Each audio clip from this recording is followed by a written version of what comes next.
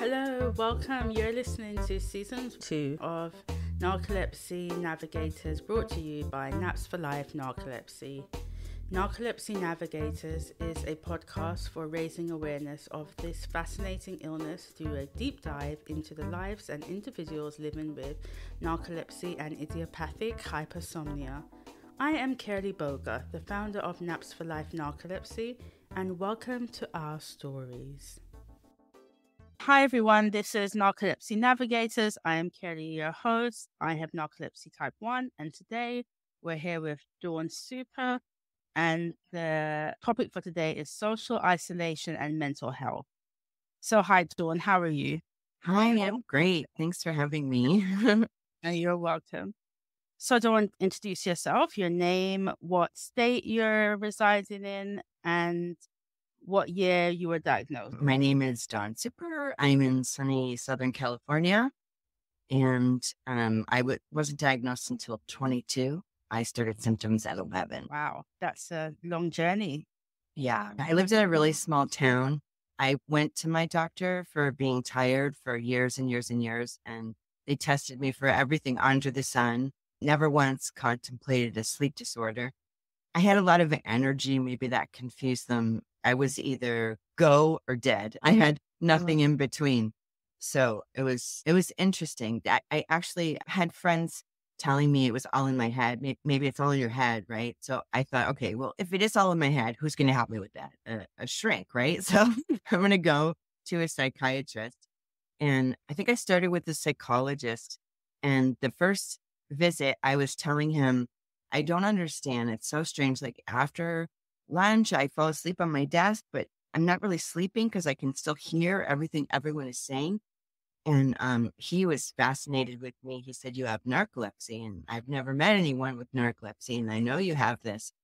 Oh, wow. And yeah, so it worked out great because I got the answer that I needed.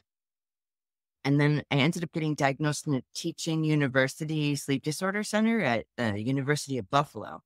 And boy, were they fascinated with me. It was really the only time I've ever felt like I had a Dr. House around. They took the time to explain in their way. Okay, so I was 22. So it was 1982. So we're going back a long time. And they explained it to me like there's a softball of wakefulness in my brain. And when I wake up, it gets thrown so far before it drops to the ground again. That's the way they explained it to me. Movement disorders. I have 2 movement disorders. Overnight poly was 6 hours. They explained I wasn't getting sleep really because I kept getting yanked in and out of the REM cycles. And that was making me, super tired all the time. They explained to me what hypnagogic hallucinations were and sleep paralysis and cataplexy.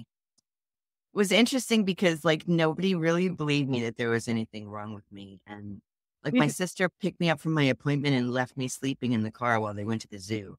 So when the doctor said to you had narcolepsy, had you heard of it before? No.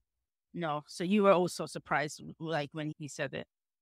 Yeah, I mean, the internet wasn't around. Yes, and I know. I was a massive bookworm. I mean, I read the encyclopedia for fun, but never connected, never heard the word, never connected. Yeah. No one ever said sleep disorder. I didn't even know there was such a thing. Yeah, it's the same with me. And even though mine happened so much later, because yours says 1982, and I wasn't even born then. I wasn't born until the year after that. And then mine didn't happen until 2001. There was just the internet coming out then, and Google didn't even exist. So, yeah. How do you know? Yeah, how would you know? Exactly. Being young, I was in a really small town. I went to a tiny little school. There were only 14 kids in my class, and none of them liked me. And nobody did anything about it. And then my parents were divorced and lived on opposite sides of the country. So I had difficulty making friends. I didn't have good social skills at all because, small town, where do you learn? You learn from the television or books. That's it. If you don't have anybody teaching you anything, you don't learn. Do you have any siblings? I really think I have a 5 years older sister and a 1.5 years younger sister. And they didn't have trouble making friends. It was just middle child syndrome. Who knows? Yeah. I mean, I could tell you now the things that kept me from having friendships when I was a child, but more than anything, it was a lack of appropriate parental supervision. Oh, More than anything. My parents were divorced. My mom worked 3 jobs. I did not have a mentor. I did not have anyone to look up to. I didn't have anyone to hold my hand and tell me I was special. You and know, you need that. oh yeah, I went without it for a very long time. And I went without it until I learned how to give it to myself. And I actually healed all of the pain from what I went through as a child by raising my own children. I gave them what Oh, little Dawn would have wanted. And so I was able to complete that, you know. Yeah, what a big difference. that's really healthy and nice, because it could have gone the opposite way, because Yes, you were so lacking in it. You could have been repeating the same thing that happened to you. So kudos to you for flipping the situation round and changing that story. Thank you. My grandfather, I have abuse on my father's side of the family going way back, but even though my grandfather wasn't a very good person, he did say one very powerful thing to me. I'm going to try not to get emotional about it. Oh, He said, let this sickness end with you. oh wow. He didn't mean my nerve, and he didn't mean my pain disorders. It was a nice pause. That was the universe giving me a pause to compose myself. What it meant was to leave the sickness of a toxic family environment. That Oh, that's even though everything that came before me was not healthy, I have the opportunity to have everything that comes in front of me be healthy. And I decided really to make that choice. And it is a choice. We don't feel like it is. We feel powerless to our emotions. But if we slow down and we hold our hand and we be there for ourselves, we can't get through anything. It's not fun, but it's a lot easier to get through things if you're holding your hand and patting your back and hugging yourself than it is if you're, God, why do you suck so bad? Why is this, why can't you get this together? Why can't you, you know what I mean? Like, yeah, that's true. you got to encourage yourself. That negative mindset. No, I totally agree with that. I can see that. I never really thought about it as hugging yourself or patting yourself on the back, but I can see that. Like, I recently went back to school, and I'm doing hairdressing at the moment. And last year I did barbering. And everyone was saying, "Oh, Kelly, you can't do barbering. You're not you're gonna hurt people. You're gonna fall asleep. You're gonna That's so chop one." And I was like, "Well, I'll apply. And if they say it's too dangerous, then fine. And I applied, and that's that." But they let me in the course, and I'm one of those people. Once you've let me in, that's it. Now, like, if you then decide that, oh, it's a problem, or nope, it's too late. I already told you everything up front, and now we'd have to Let me show you. Let me show you, yeah. And both my parents were like, it was so much better than me being at home. But even though it's so difficult in the morning, sleep inertia and everything, getting up, and my sister trying to wake me and ringing me hundreds of times to get out of bed. And I'm miserable and whatever. But once I'm there and they saw the progress in the months of just my whole being, and my personality was different, and like the old Kelly that they knew that before the diagnosis, being glimpse of that throughout the space. And it's literally simply because I was around other people. Because social interaction. Yeah, working at home and being by myself at home, easy to get depressed. It's easy to think, oh, everybody else is accomplishing things. You hear, oh, this person's got doing their masters, or this person is doing this. And then you start saying to yourself, oh, what are you doing? What are you accomplishing? And that all those negative thoughts start to really take over. Yeah, they do. They really do. And there's a thing called the locus of control. And you have to have, if you're going to work from home, you have to have a very strong internal locus of control, because you're in charge. So you have to make yourself do the things that you need to do, or you're never going to succeed working at home. And truthfully, when you have chronic illness, if you don't have an internal locus of control, you're automatically going to suffer. If you pin all of your good feelings outside of yourself and you're socially isolated, where are you going to get your good feelings? If you get all your good feelings from people being proud of you, and you don't have the internal strength to do anything that anyone will tell you they're proud of you for, how are you ever going to feel proud of yourself? That's so true. I never thought of it in that way. You have to learn that nothing is intrinsic. You're not born with any of these skills: confidence, self-esteem, trust. None of them. You're not born with any of them. You have to teach yourself boundaries and how to be a friend. I didn't know how to be a friend. For 35 years, I didn't have any friends. I talked too much. I revealed too much. I was crude. When I was a little kid, I lied all the time, trying to make friends. I've tried to buy friends. I didn't understand friendship at all on any level. And it wasn't until I realized that I wasn't being my own friend, that voice inside my head that said all those people who were mean to me were right. Sorry, Dawn, did you feel when you were trying to make friends that you were not being yourself? You felt like you had to be a different person? I think it was, honestly, I didn't know what to do. I mean, I'm kind of on the border of autistic. Like, I took the test. Okay. I'm kind of close to the numbers, and both of my sons tested. Like, one is totally autistic and the other one is sort of autistic. And they always used to say I dance on the line of autism because I have a lot of weird things about me. But truthfully, it was like I didn't know what to do, so I tried everything at the same time. Oh. You know what I mean? Yeah. Yeah. I could tell. I could see now, looking back. I can see it all clearly now.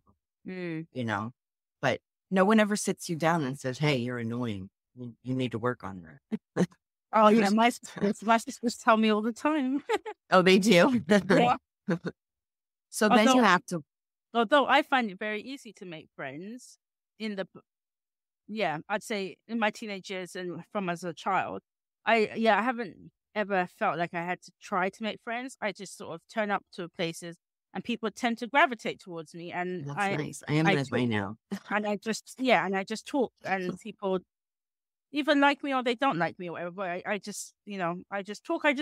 I'm very myself all the time. So whether I'm at church or I'm out, I'm just the same person. So at church, people used to say, well, you were saying that people say, oh, you're crude or you talk too much. That's something I'm used to hearing when I was at church. But I didn't feel that I needed to talk less or to be more PC because I was at church. So I was like, no, I'm going to be this person at church, this person out, not at church. So then when someone at church sees me coming from school down the road, they're not shocked because of my behavior, because they're like, that's how Teddy behaves in church. Right. Just the same. They shouldn't be like, oh my gosh, that's Mr. and Mrs. Bogger's daughter. She's behaving so badly. No, because I'm behaving the same everywhere. And that is... Now I find it a bit harder. I think now, as I'm getting older, I still, when I go to places, people tend to talk to me and that's not a problem. But I find that I'm sitting back more, sort of observing more than sort of getting involved. That's age. Age and wisdom. Yeah, that's good. That's what you want. It's called discernment. You know, you're discerning what conversations you want to be part of more than, you know what I mean? You're observing people. Yeah. When I became a student of people rather than characters on television, thing really started to change for me. I have a writing partner, and she explained to me that when they make TV and movies, that every character has to have a fatal flaw. Every character has to, like, especially the bad characters, like, they have to make you really hate them. And they write the character so that you will feel certain emotions toward that character.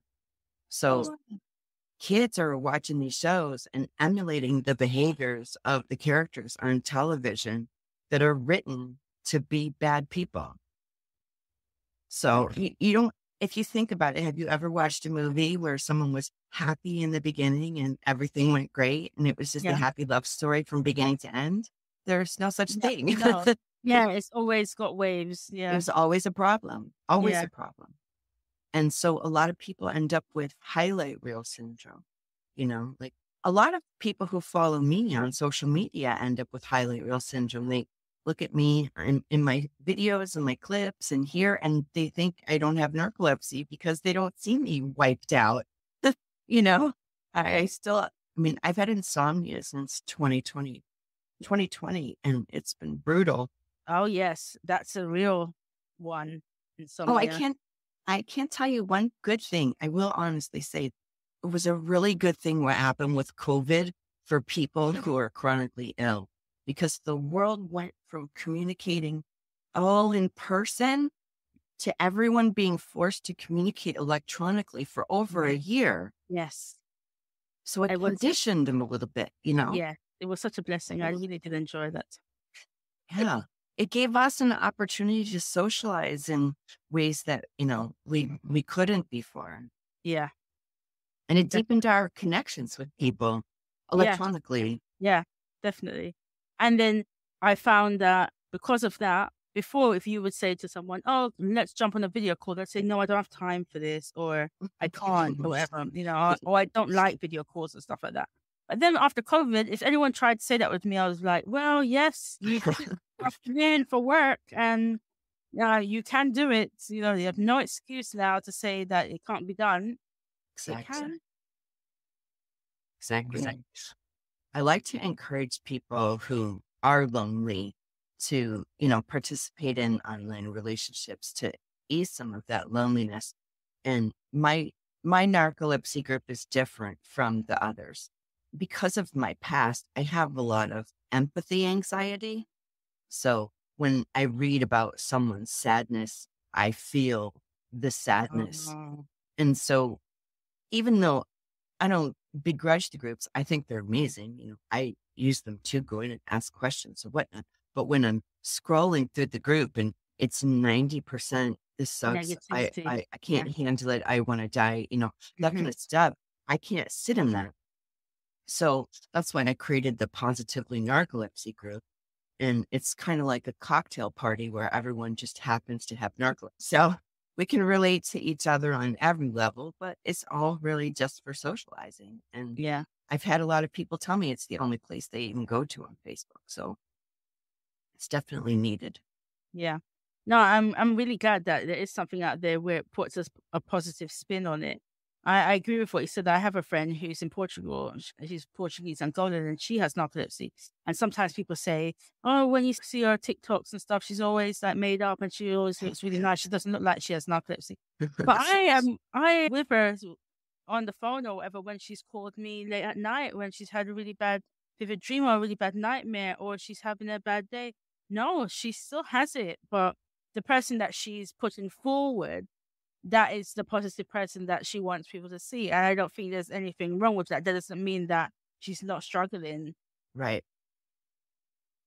Yeah. I put out some things now and again. I have a video on my YouTube channel. When you get to the bottom, don't forget to look up, because sleep deprivation leads to suicidal ideation. Not always, but it can. And so that holding your hand thing through the hard mental stuff, I want anybody who's listening to this to understand that toxic positivity is only valid if you feel discounted, if you feel dismissed. That's what makes positivity toxic. So if my next door neighbor says to me, it could be worse, I'm being dismissed. If you say to me, oh, I'm glad it's not worse than it is, that doesn't hurt my feelings at all. Yeah, that's true. Because you understand. You have total empathy for me. Yeah, yes. So please, anyone who's listening, just remember, encouraging yourself can never be toxic. Please believe that. Don't ever let anybody tell you it's toxic for you to encourage yourself. Definitely.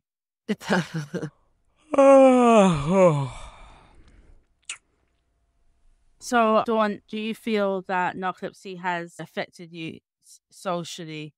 I have a small friend group in person. I have a wide friend group electronically, but I have a small friend group in person.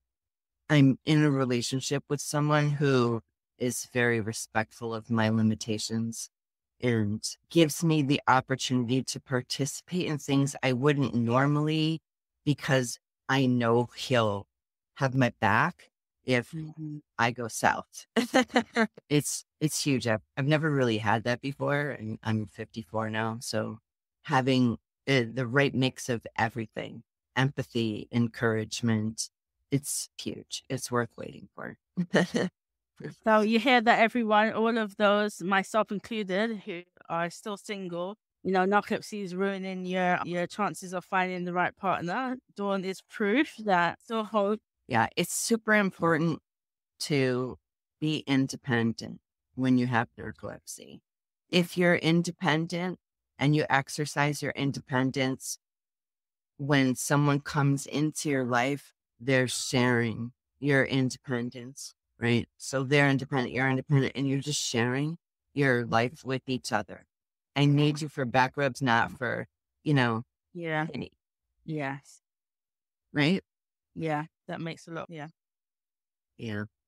A lot of us define ourselves by our narcolepsy, and I would encourage everyone not to do that. It's hard and it sucks, and every day has new challenges, but don't let narcolepsy stand in front of what there is to experience being a human being. Yeah, it's true. There has to be more to your life, and you have to give yourself the permission to live it and to try. Permission is a great word. When my first marriage ended, I was having a very difficult time. I was at rock bottom, and I tried to go on Xyrem, and I almost died. And it was bad. I got a horrible infection and ended up activating Sjogren's syndrome. And I couldn't get any lower than I was, seriously. Like, I didn't shower for 18 days. I wanted to die. It was bad.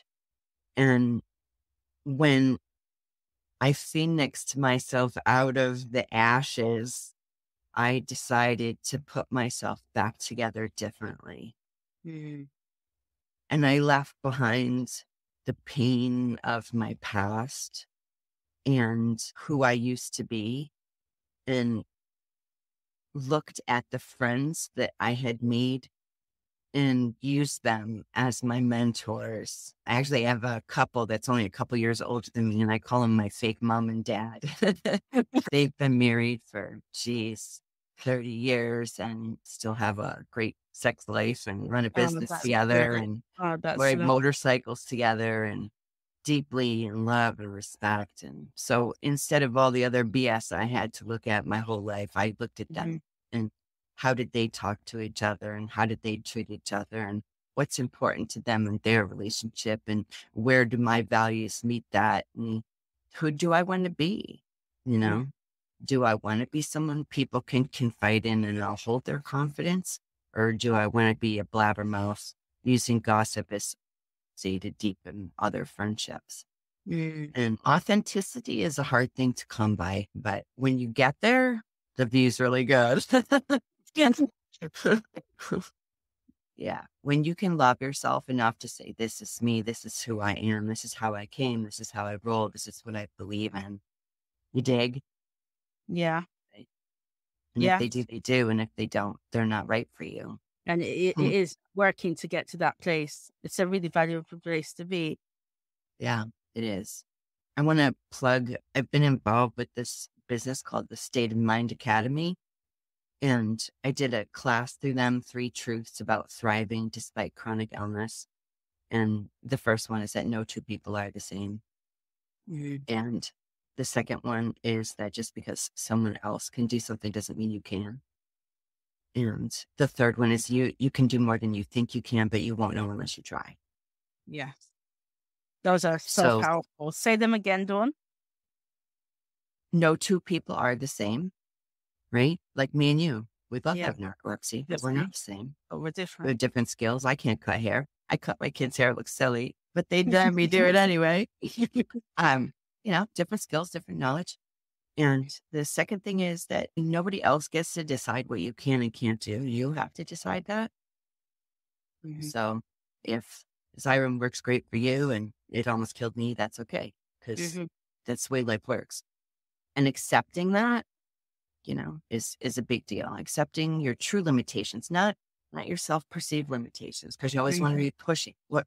Yeah. Can I do more? Can I do more? Can I? And if you can't, accepting that, taking that nap if you need that nap, you've got to give in, and treat yourself right. And the third thing is that, you can do more than you think you can. I never knew I could get to this place where I'm full of peace and happiness and I'm managing everything and my stress levels are lower and my symptoms are better than they've been in my entire life. Wow. And it's all mindset, It, like they say, it's in your head.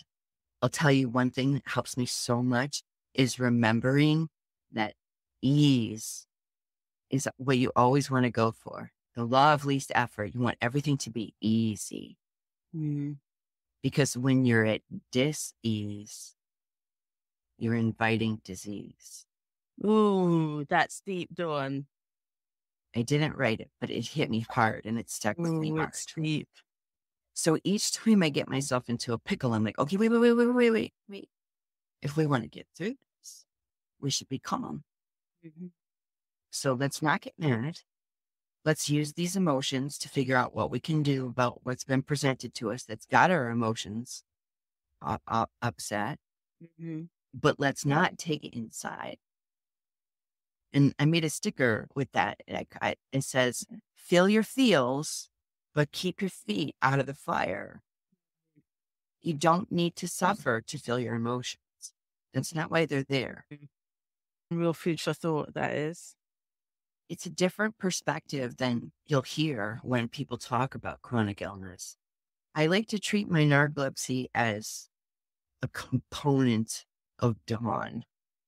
Like, my eyes are really dry from Sjogren's, so I have to wear sunglasses when I'm driving. It's just a thing. I have about 4 to 6 hours of good brain power before I got to take a nap. It's just a thing. And instead of trying to fight it, to fight the nap where you make everything worse, you just take it. Yes, exactly. I think this is what newbies find very difficult to comprehend. And I see this on the forums a lot. And I have to say, the best thing you can do for narcolepsy as someone who is newly diagnosed is to go through your grief and start accepting it and listen to your body. Because the sooner you accept it and you grieve, the easier it gets. The more you want to fight it and to hold on to your past, especially if you've got it when you were older and you have this other wonderful life that you think you lived, and now this disease is coming to take over and ruin the rest of your life. Yeah, no. You're going to be miserable. You're going to be stressed. The more stressed you are, the worse your symptoms are, and it's just a cycle. When you let go and you just give it over, listen to your body. When you need to have that nap, take that nap. It just makes things so much easier. And also the mental stuff, you need to look at the mental stuff as counter to success.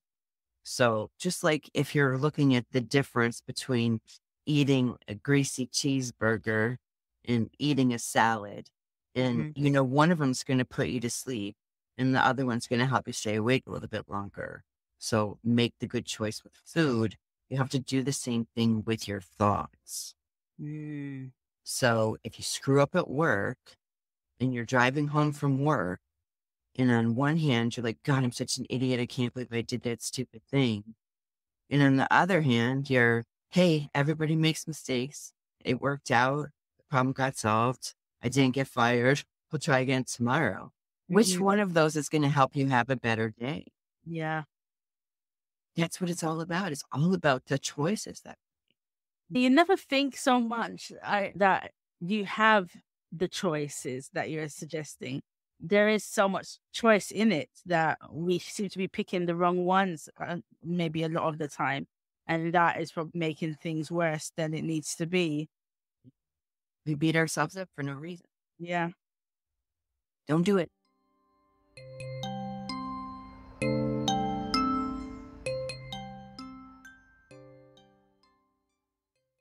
I used to do experiments. I did this one, what happens if I don't stay in bed? Because I used to wake up at like 6 and then I'd let myself sleep for a half hour and then wake up and then sleep and then wake up and, the snooze button, right? Oh, yeah, yeah. And so when I did stop doing that, when I threw myself out of bed at the first alarm and didn't let myself go back to sleep, I stopped having those looping dreams where you close your eyes and you fall into the same dream. And I also stopped having that thing where you close your eyes and 15 minutes goes by in an instant, in a blink. Yes. Yeah. Because that Where sleep did it does go? not help you. Yeah. Where did it go? Yeah. It doesn't help you. It actually hurts you. Because if you get up and you stay awake, your brain starts booting up and you start waking yourself up. And after, it takes me an hour, seriously, every day to get fully awake.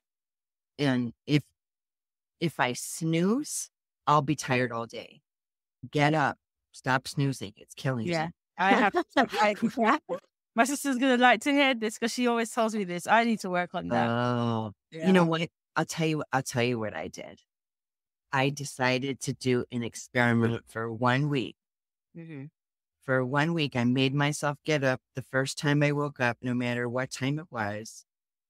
And then I said to myself, if it doesn't improve anything in a week, I'll go back to doing it the way I did it before. And then I don't feel that lack. I don't feel that, quitting smoking, right? When people tell you get a quick smoker, you smoke more. So if you give it a time limit, it's only a week. Okay. So only a week, I'm going to make myself get up the first time I wake up and see what happens. And then it takes pressure off. Okay. I'll give that a try. Can we give it a try? My sister will be so pleased about this. No doubt. I'll give it a try and see if it helps me. So, how do you feel narcolepsy has affected your mental health? For most of my life, it was like I had a governor on my mental health. Like when you rent a truck to go move somewhere, they put a governor on the speed. So you can't go over a certain speed. Oh, okay. So that's how I felt. I really, truly believe that sleep deprivation made everything more difficult for me to comprehend. And so I needed to hear things a bunch of different ways before they sunk in. And I also had to shift that locus of control had to come inside to me. I had to make my feeling. I actually went to a party once and there was a psychic lady there and she said I could ask her a question. And I couldn't think of any psychic questions. So I just said, what do you do when people are vomiting their emotional garbage all over you and it's making you tired? Like, what do you do? And she's like, just excuse yourself. Grief. Yeah. And I'm like, but isn't that rude? I mean, don't they need somebody to talk to? And she's like, why are their feelings more important than your feelings? No. Why did I have to be 40 to hear that? Why did I have to be 40 to hear that? And then another one was when I was at rock bottom with my writing partner, and there was a song, and the lyric was, I just want to be okay, be okay, be okay. And I thought it was a cute song, and she's like, why just be okay? And I was like, I'm like 6 feet under okay right now.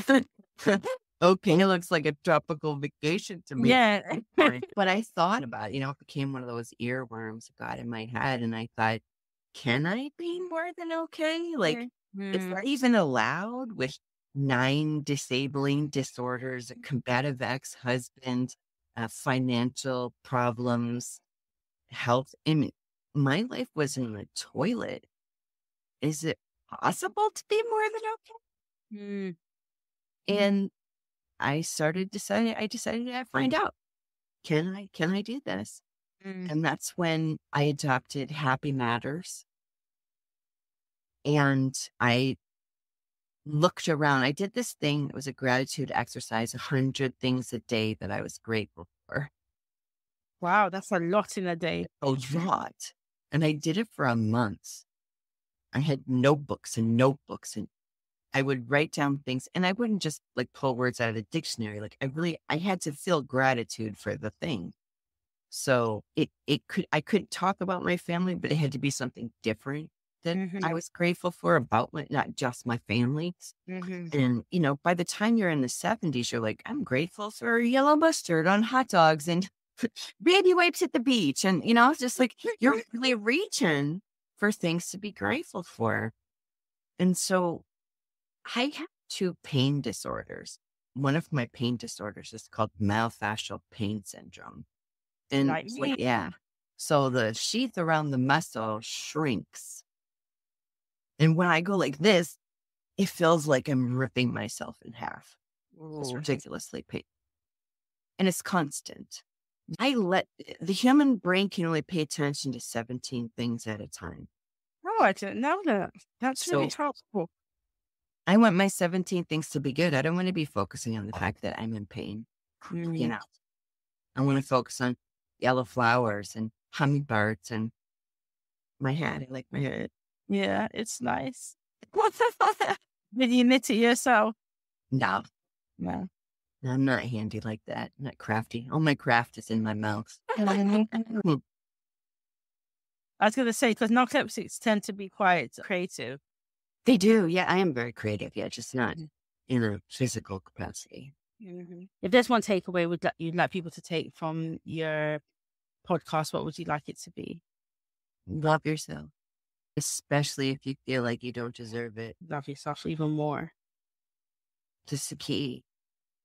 Without love within, you have nothing.